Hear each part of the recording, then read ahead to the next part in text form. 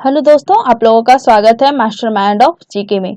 दोस्तों, मैं आप लोगों के लिए मैथ के 10 प्रश्नों का सॉल्यूशन लेकर आई हूं, जो बिहार पुलिस एग्जाम के लिए काफ़ी इम्पोर्टेंट है।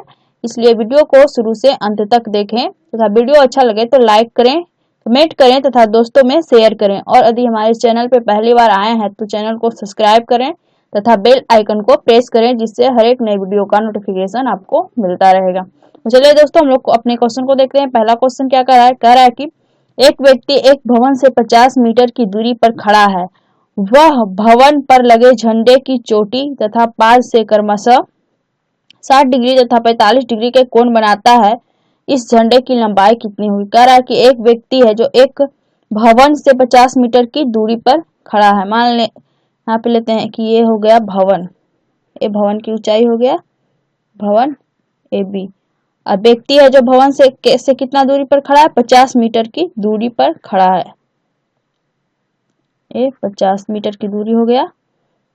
फिर आगे क्या कर रहा है? कह रहा है कि वह भवन से लगे झंडे की चोटी, यहाँ पे भवन पे एक झंडा लगा हुआ है, मान लिया कि ये झंडा हो गया। यहाँ पे भवन पे एक झंडा लगा हुआ है। तो कह रहा है कि भवन की चोटी तथा पाद से क्रमशः 60 डिग्री तथा 45 डिग्री का कोण बनाता है। क्योंकि भवन की चोटी से, जहां आदमी खड़ा है, वो चोटी से कितना डिग्री का कोण बनाता है? 60 डिग्री का। और पाद यानी कि झंडा का जो पाद है, यानी कि उसके जो आधार है जहां पर लगा हुआ है, उससे कितना का कोण बना रहा है? 45 डिग्री का कोण बना रहा है। कौन? तो आदमी। तो ये हो जाएगा ये 45 डिग्री। ये यहाँ पे देखिए कोण यहाँ पे 45 डिग्री का कोण बना रहा है। तो क्या पूछ रहा है कि इस झंडे की लंबाई ज्ञात करें। देखिए हम लोग इसको कैसे बनाते हैं। पहले हम ले लेते हैं tan 45, ये त्रिभुज। यहाँ पे झंडा को, इसको भवन की ऊंचाई भी मान लिए, यहाँ पे इसको C मान लेते हैं, इसको D मान लेते हैं। पहले हम लोग त्रिभुज ले लेंगे ABC में। तो ABC में ले लेते हैं tan 45। तो tan 45 tan थीटा बराबर क्या होता है? लंब बटा। तो यहाँ पे लंब हो जाएगा AB, भवन की ऊंचाई, और आधार हो जाएगा BC, यानी कि BC कितना दिया हुआ है? 50 दिया हुआ है, 50 मीटर। और tan 45 डिग्री का मान कितना होता है? 1 होता है। तो यहाँ पे AB बटा 50, यानी कि AB भवन की ऊंचाई कितना आ गया? भवन की ऊंचाई आ गया 50 मीटर। लेकिन भवन की ऊंचाई नहीं निकालना है, तो झंडा की लंबाई निकालना है। तो अब हम लोग इस त्रिभुज में से ले लेंगे त्रिभुज BDC, बड़ा वाला त्रिभुज BDC में, त्रिभुज BDC में। इसमें भी tan, इसमें देखिए त्रिभुज BDC में कितना डिग्री का कोण बना रहा था? झंडा के चोटी से आदमी कितनी डिग्री का कोण बना था? 60 डिग्री। तो यहाँ पे tan 60 ले लेंगे, tan 60। तो यहाँ पे इसके लिए लंब कौन हो जाएगा? लंब हो जाएगा BD। आधार कौन रह जाएगा? आधार तो BC ही रह जाएगा इसका भी। तो BD को हम लोग लिख सकते हैं AB प्लस AD। AD क्या हो जाएगा? ये झंडा का ऊंचाई, और BD क्या है? जो है भवन की ऊंचाई है। और BC का मान हम लोग यहाँ पे BC बराबर कितना लाए हैं? BC बराबर तो दिया हुआ ही है, BC है जो कितना हो गया? 50। और AB का मान हम लोग कितना निकाले हैं? 50 मीटर, इसका भी निकाले हैं। तो यहाँ पे 50 प्लस AD, झंडा की ऊंचाई, बटा 50। और देखिए tan 60 का मान कितना होता है? tan 60 का मान होता है √3। तो यहाँ पे हो जाएगा 50 प्लस AD बटा 50। इधर क्रॉस मल्टीप्लिकेशन करेंगे तो 50 प्लस AD, यहाँ हो जाएगा 50√3। तो AD बराबर क्या हो जाएगा? AD बराबर होगा 50√3 माइनस 50। इसमें से 50 कॉमन ले लेंगे तो क्या बच जाएगा? √3 माइनस 1। यानी कि ये किसका ऊंचाई निकालने के लिए कह रहा है? झंडे की लंबाई। तो झंडे की लंबाई कितना आ गया? 50 इंटू √3 माइनस 1 मीटर। कौन सा ऑप्शन में दिया हुआ है यहाँ पे? तो ऑप्शन नंबर D में है 50 इंटू √3 माइनस 1 मीटर। तो ऑप्शन D इसका हो जाएगा राइट आंसर। अगला क्वेश्चन को देखते हैं। क्वेश्चन प्रायिकता से देखिए, कह रहा है कि दो पास को उछाला गया तो 9 योग आने की क्या प्रायिकता होगी। दो पासा है उसको उछाला जा, जब एक पासा को उछाला जाता है तो कुल परिणाम 6 आता है, और दो पासा को उछाला जाता है तो कुल परिणाम 6 चक 36। देखिए कितना भी पासा को उछाला जाए उसका कुल परिणाम निकालने के लिए एक फॉर्मूला होता है। क्या होता है? कुल n बार उछाले गए, यहाँ पे बोल दे रही हूं मैं कि n बार उछाले गए पासों का कुल परिणाम, n बार उछाले गए पासों का कुल परिणाम बराबर क्या होता है? 6 के पावर n। जितना बार उछाला जाएगा वहां पे n की जगह पर वो पुट कर देंगे। यहाँ पर कितना बार उछाला जा रहा है? 2 बार, तो n की जगह पे 2 पुट कर देंगे तो कुल परिणाम कितना आ गया? 36। आगे यहाँ पे क्या कर रहा है कि 9 योग आने की प्रायिकता क्या होगी। जब दो पासा को उछाला जाएगा तो बोल रहा है 9 योग, मतलब पहला पासा पर 4 आ गया, दूसरा पासा पर 5 आ गया, तो दोनों का योग 9 आ गया। तो उसी तरह बोल रहा है कि 9 योग आने की प्रायिकता क्या होगी। तो देखिए किस किस स्थिति में 9 योग आ सकता है। जब एक पासा पे पहला पासा पे 5 आए, दूसरा पासा पे 4 आएगा तो 9 योग हो गया। और इसी के उल्टा हो जाएगा कि पहला पासा पर 4 आ जाए, दूसरा पासा पर 5 आ जाए, तो दो हो गया। अब देखिए अब कौन सा स्थिति में आएगा, जब एक पासा पे 6 आए और दूसरे पासा पे 3 आए, तो इस स्थिति में 9 योग ज्ञाता है। और इसमें इसका अपोजिट भी हो जाएगा, पहला पे 3 और दूसरा पे 6। तो कितने स्थिति में हम लोग मतलब जब दो पासा को उछालते हैं तो कितने स्थिति में दोनों पासा पर आए अंकों का योग 9 होता है। तो 1 2 3 4, यानी कि इसका जो हो जाएगा संभावित परिणाम कितना होगा? संभावित परिणाम आ जाएगा 4। संभावित परिणाम कितना आ गया? 4, यानी कि 4 ऐसी स्थिति आएगी जब दोनों पासाओं के अंकों का योग कितना हो जाएगा? 9। तो वही तो हम लोगों को निकालने करा है कि 9 योग आने की प्रायिकता क्या होगी। तो यहाँ पे संभावित परिणाम आ गया, कुल परिणाम आ ही गया, तो प्रायिकता बराबर क्या होता है? संभावित परिणाम बटा कुल परिणाम, यानी कि हम फॉर्मूला लगा के इसको निकाल लेंगे। प्रायिकता बराबर के फॉर्मूला क्या होता है? संभावित परिणाम बटा कुल परिणाम। संभावित परिणाम कितना आया है? 4, कुल परिणाम कितना है? 36। अब इसको काट लेंगे तो कितना आ जाएगा? 1/9। तो 9 योग आने की प्रायिकता कितना आ गया? 1/9। 1/9 ऑप्शन सी में, इसलिए ऑप्शन सी इसका राइट आंसर हो जाएगा। अगला क्वेश्चन को देखते हैं। अगला क्वेश्चन भी इसी टाइप का है। इसमें कह रहा है कि दो पासों को फेंका गया, उस पर पासों का अंतर 4 आने की प्रायिकता क्या होगी। ये भी प्रायिकता से और पासा से ही रिलेटेड है। कह रहा है कि जब दो पासा को फेंका जाएगा तो उसमें जब दोनों पासाओं के अंकों का अंतर 4 आने की प्रायिकता, उसमें कह रहा था कि दोनों पासाओं के अंकों का योग 9 आने की प्रायिकता, इसमें कह रहा है कि अंकों का अंतर 4 आने की प्रायिकता क्या होगी। तो इसमें भी तो दो पासा फेंका गया तो कुल परिणाम हो जाएगा वही 36। कुल परिणाम कितना हो जाएगा? 36, 6 के स्क्वायर यानी कि 36। इसमें देखते हैं कि संभावित परिणाम कितना आता है। तो किस किस स्थिति में दोनों पासाओं के अंकों का अंतर 4 आता है। तो देखिए यहाँ पे किस किस स्थिति में आएगा। तो जब एक पासा पे 2 आए, दूसरे पासा पे 6 आएगा तो इसके अंकों का अंतर 4 आ जाएगा। इसी के अपोजिट पहला पे 6 आया, दूसरा पे 2 आए, तो इसमें भी इसका अंकों का अंतर 4 हो जाएगा।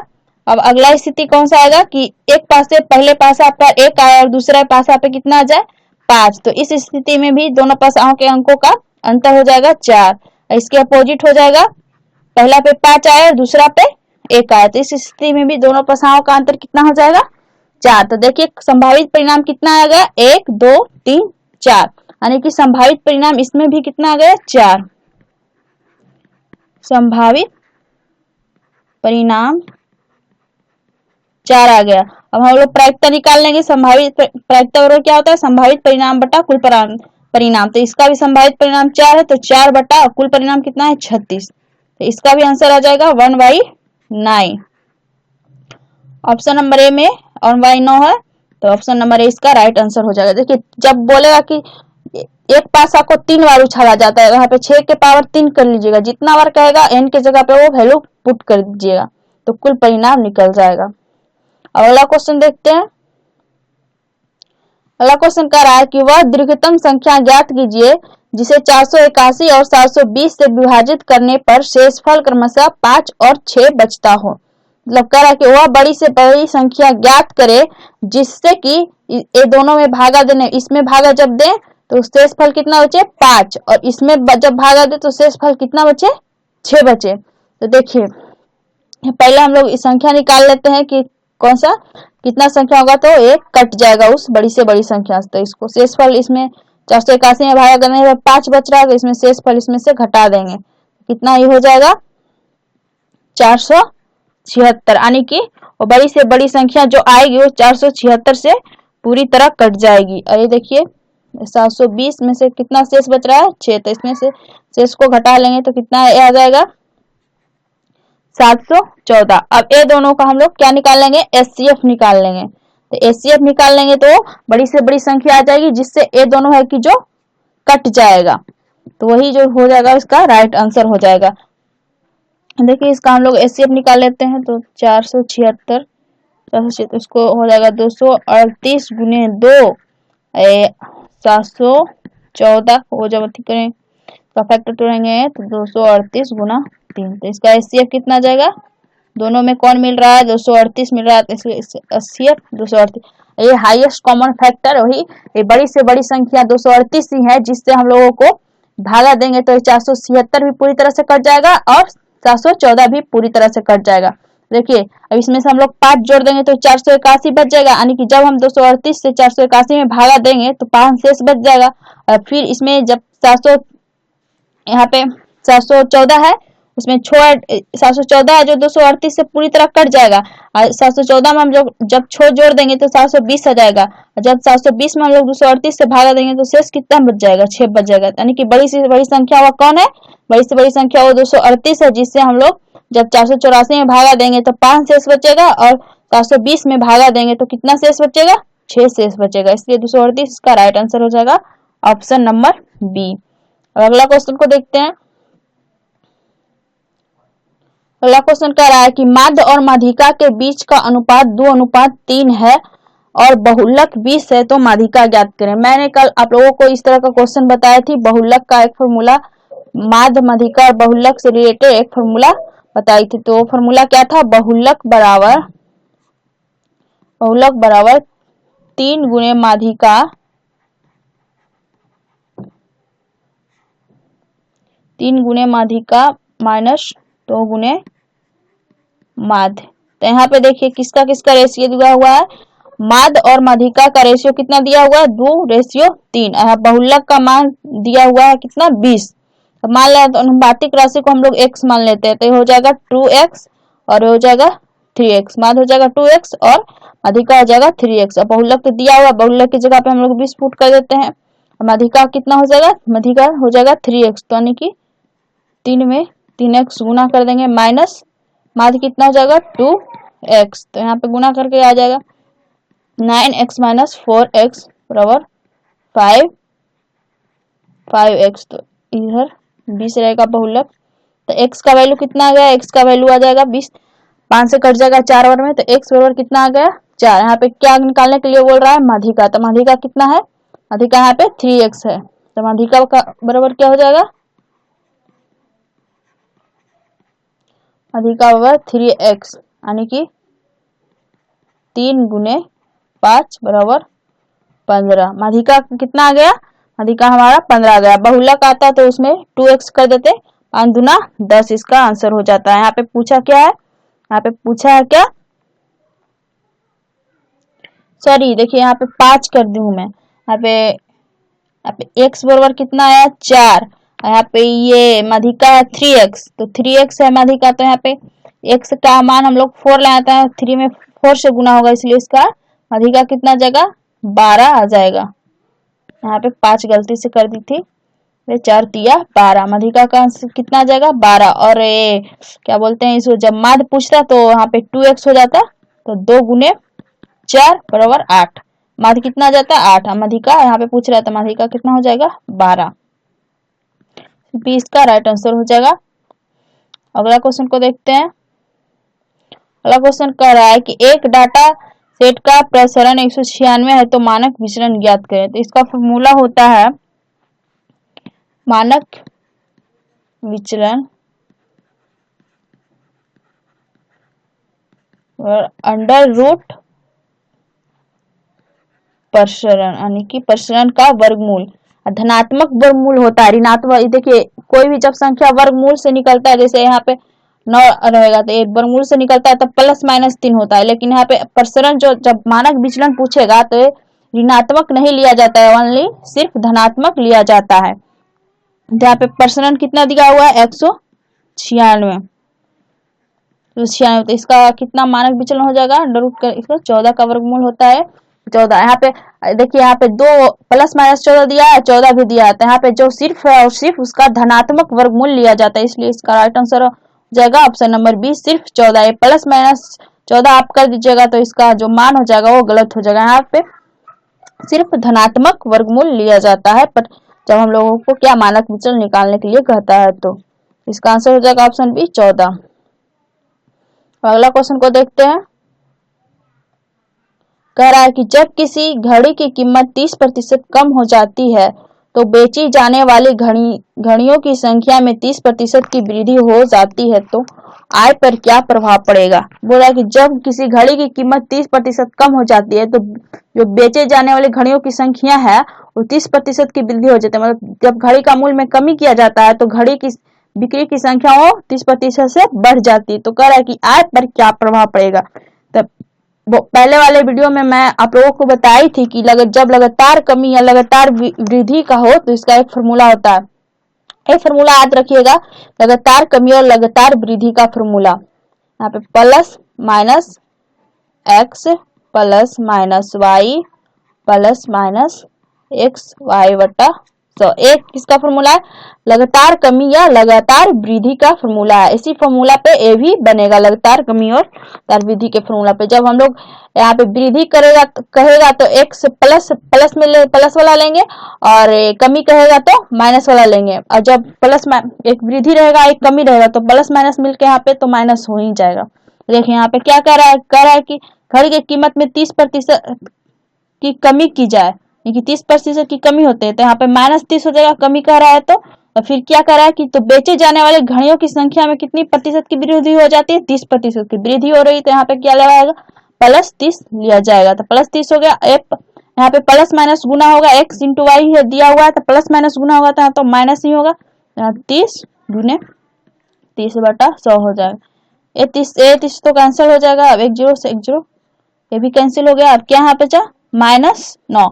ये माइनस क्या डिनोट करता है, हानि को डिनोट करता है। प्लस में आता तो यहाँ पे लाभ होता यानी कि वृद्धि होता, यहाँ माइनस में आया तो यानी कि कमी हो रहा है।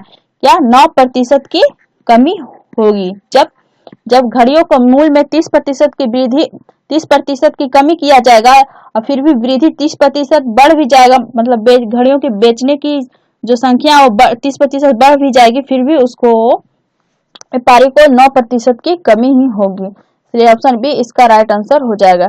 जब भी लगातार कमी या लगातार वृद्धि कहे, यानी कि कहे कि 20% जब किसी के मूल्य में कमी किया जाता है तो 40% उसकी बिक्री बढ़ जाती है, तो आय पे क्या प्रभाव पड़ेगा, नहीं वो लगातार वृद्धि लगातार कमी का ही इसमें फॉर्मूला लगेगा। इसलिए इस फॉर्मूला पे बनाइएगा तो वो आसानी से बन जाएगा। अब अगला क्वेश्चन को देखते हैं। अगला कह रहा है कि त्रिलोकी एक कार की कीमत की 20% छूट पर खरीदता है और कीमत से 20% अधिक पर बेचता है, तो उसका लाभ प्रतिशत कितना होगा। त्रिलोकी किसी आदमी का नाम है, तो कह रहा है कि वो एक कार को कीमत से यानी कि जो मार्क प्राइस था उस पर 20% की छूट पर खरीदता है और कीमत से यानी कि जो कार का मार्क प्राइस था उससे 20% अधिक पर बेच देता है, तो उसका लाभ प्रतिशत कितना होगा। मान लेते हैं हम लोग 100 मान के बनाएंगे तो अच्छा जल्दी मतलब आसानी से बन जाएगा कम समय में। तो मान लेते हैं इसका मार्क प्राइस कितना था 100 और मार्क प्राइस से कितना प्रतिशत की छूट पे खरीदा है 20% की, यानी कि उसका सीपी कितना हो गया 20% की छूट पे खरीदा तो 80 रुपया। और फिर वो बेचता कितना में है, बेचता है मार्क प्राइस पर ही बेचता है कितना, मार्क प्राइस पर 20% अधिक पे बेचता है, यानी कि 100 रुपया से 20% अधिक, यानी कि कितना में बेच रहा है 120 रुपया में। अब यहाँ देखिए वो खरीदा था कितना में 80 रुपया में, बेच कितना में रहा है 120 रुपया में, तो उसका बोल रहा है कि लाभ प्रतिशत ज्ञात करें। तो यहाँ पे इसको लाभ कितना हो रहा है 40 का लाभ हो रहा है, तो लाभ 40% ज्ञात करने के लिए बोल रहा है। तो लाभ प्रतिशत का फॉर्मूला क्या होता है, लाभ गुने 100 बटा क्रयमूल्य। क्रयमूल्य यहाँ पे क्या हो जाएगा 80। अब एक काट दीजिए उसको 2 बार में 50, यानी कि उसको त्रिलोकी को कितना प्रतिशत का लाभ हो जाएगा? 50% का लाभ हो जाएगा। ऑप्शन बी में 50% है, इसलिए ऑप्शन डी में है, तो इसका राइट आंसर हो जाएगा ऑप्शन डी। अगला क्वेश्चन को देखते हैं। अगला क्वेश्चन कह रहा है कि राम को एक परीक्षा में 40% अंक प्राप्त हुए और वह 20 अंकों से अनुत्तीर्ण हो गया। आदित्य को 45% अंक प्राप्त हुए और वह प्राप्तांक उत्तीर्ण होने के लिए आवश्यक अंकों से 30 अंक अधिक है। तो उत्तीर्ण होने के लिए कितने प्रतिशत अंकों की आवश्यकता होगी? तो मान लेते हैं यहाँ पे कुल मतलब परीक्षा में कुल कितने अंकों का परीक्षा हो रहा था? मान लेते हैं हम लोग x अंकों का परीक्षा हो रहा था। तो यहाँ पे क्या करा कि राम एक परीक्षा में 40% अंक लाता है, लेकिन वो कितना अंक से अनुत्तीर्ण हो जाता है, यानी कि कितना अंक से फेल हो जाता है? तो 20 अंक से फेल हो जाता है। तो यहाँ पे देखिए कि x का 40% लाता है, लेकिन वो फेल कितना से हो जाता है? 20 अंक से, यानी कि 20 अंक और अधिक लाता तो पास हो जाता है। तो यहाँ इसमें 20 ऐड कर देते हैं। और आगे क्या करा कि आदित्य कितना प्रतिशत अंक लाता है? 45% अंक लाता है। और जो की था वो मतलब कि उत्तीर्ण होने यानी पास होने से वो कितना प्रतिशत अंक अधिक ले आता है? 30 अंक अधिक ले आता है। जब आदित्य 45% अंक लाता है तो पास होने से कितना अंक अधिक रहता है उसका? 30 अंक। तो यहाँ पे देखिए x का जब 45% अंक लाता है तो पास होने से कितना अंक अधिक रहता है? 30 अंक। तो इसमें से 30 घटा देंगे तो कितना हो जाएगा? उत्तीर्ण होने के लिए यानी कि पास होने के लिए अंकों की संख्या निकल जाएगा, कितने पर वो पास होगा। ये भी क्या है? ये भी जितना अंक पे पास होगा वही ये भी निकला हुआ है, यानी कि ये 40% अंक लाता है तो 20 अंक से फेल हो जाता है। इसमें 20 जोड़ दिए ताकि कि उतना अंक लाएगा तो पास हो जाएगा। जब 45% अंक लाता है तो 30 अंकों से 30 अंक इसके ज्यादा आ जाते हैं। इसमें 30 घटा देंगे तो पास होने के लिए अंकों की संख्या आ जाएगा। अब दोनों इसको इक्वल करके इसको सोल्व कर लेते हैं। इसको 45 x को x तरफ लाते हैं तो 45x/100 माइनस 40x/100 और अंक को अंक की तरफ लाएंगे तो 20 और 30 दोनों जुड़ जाएगा। जुट कर कितना हो जाएगा? 50। इसका एलसीएम लेंगे 100, 45x में से 40x जाएगा तो कितना? 5x यहाँ पे बच जाएगा, ये हो गया 50। इसको 10 बार में काट देंगे, x बराबर कितना आ गया? 1000। यानी कि कुल परीक्षा में कुल कितने अंक का परीक्षा हो रहा था? 1000 अंक का। यहाँ तो कुल अंक नहीं पूछ रहा है, यहाँ पूछ क्या रहा है कि उत्तीर्ण होने के लिए कितने प्रतिशत अंकों की आवश्यकता है। देखिए उत्तीर्ण होने के लिए यहाँ पे कौन लाया था 40% अंक? राम लाया था 40% अंक, तो 20 अंकों से वो फेल हो गया था। तो 1000 का 40% यहाँ निकाल लेते हैं, 40% तो हो जाएगा 400। जब वो 400 अंक लाया था राम तो कितने अंकों से फेल हो गया था? 20 अंकों से। तो इसमें 20 जोड़ देंगे, यानी कि उत्तीर्ण होने के लिए उसको कितना अंक लाना चाहिए? लाना होगा 420। तो यहाँ पे अंक नहीं पूछ रहा है, प्रतिशत पूछ रहा है। तो 420 और प्रतिशत पूछ रहा है तो किससे यहाँ पे कुल अंक कितना था? तो यहाँ पे 1000 था तो 1000 प्रतिशत पूछ रहा था, यहाँ पे 100 से गुना कर देंगे। अब एक जीरो से एक जीरो कट गया, यहाँ से एक जीरो से, यानी कि 42%। जब राम 42% अंक लाता तो उत्तीर्ण हो जाता, यानी कि पास होने के लिए कितने प्रतिशत लाना जरूरी है? 42%। इसका ऑप्शन सी में 42% है, इसलिए ऑप्शन सी इसका राइट आंसर हो जाएगा। अगला क्वेश्चन को देखते हैं। अगला क्वेश्चन कह रहा है कि वह भिन्न ज्ञात कीजिए जो 4/7 से उतना ही अधिक है जितना वह 5/6 से कम है। कह रहा है कि वह भिन्न, मान लेते हैं यहाँ पे भिन्न बराबर, भिन्न को हम लोग क्या मान लेते हैं? x/y मान लेते हैं, x/i है जो भिन्न है। तो कह रहा है कि वह भिन्न ज्ञात कीजिए जो 4/7 से उतना ही अधिक है जितना वह 5/6 से कम है। तो यहाँ पे देख लीजिए, कह रहा है कि 4/7 से उतना ही अधिक है, यानी कि ये जो भिन्न है वो जो भिन्न हम यहाँ x/y माने हो वो 4/7 से क्या है? अधिक है। कितना अधिक है? जितना कि वो 5/6 से कम है। तो इसको देखिए हम लोग यहाँ पे कर लेते हैं, x/y अधिक है किससे? 4/7 से। कितना अधिक है? जितना कि वह 5/6 से कम है। ये दोनों इक्वल हो जाएगा। इसको x/y को एक तरफ ले आएंगे तो x/y प्लस x/y हो जाएगा, इधर हो जाएगा 5/6 प्लस 4/7। यहाँ पे एलसीएम हो जाएगा तो y पर हो जाएगा 2x, इसका एलसीएम 742, 35 प्लस 24, वो जोड़ लेंगे तो कितना आएगा 59/42। तो x/y का मान अब निकालेंगे तो x/y का मान कितना आ जाएगा 59/2 आके 42 में गुना हो जाएगा तो 42 दूनी 84, यानी कि भिन्न कितना आ गया 59/84। कौन सा ऑप्शन में? ऑप्शन सी में है 59/84। तो ऑप्शन सी इसका राइट आंसर हो जाएगा।